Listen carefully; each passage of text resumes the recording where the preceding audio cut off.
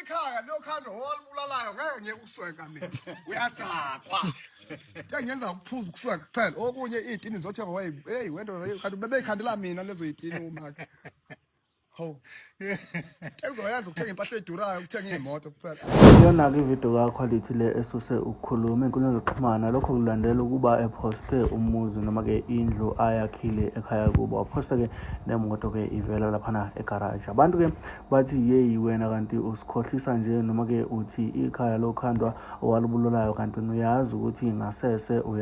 wakha indlu enhle futhi kangaka njengoba ke insizwa yezakhele udumo ngokuba unontanda kubuka enkundleni zokuxhumana yaphinda futhi yazakhela udumo ngokuthenga nje imoto kulandelana abafowethu oquality abangamazi nesikhathi eside ela engezweni ubamba iqhaza elikhulu ekuthenini amabhinca enakeke noma ke aziwe njengabantu ekuyibona abagqoka kahle kanti futhi aziwe njengabantu abagqoka impahla ezibizayo quality ke enkundleni zokuxhumana uzakhela nje udumo noma ke ugcine akhela abantu isithombe sokuthi kubo ayikho into ayenzayo eright njengoba ke ubethi mangabe posta ama-video ejabulele nebandla ke noma nabangani bakhe abese abantu abaningi beba nemibuzo yokuthi ngempela